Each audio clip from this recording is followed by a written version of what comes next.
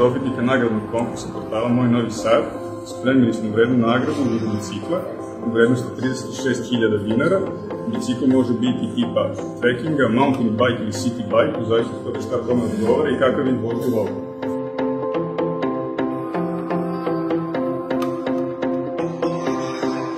U našoj ponudi imamo renomirirane proizvođače Capriolo, Visitor, Venera Bike i Cross Bike iz Zaječara.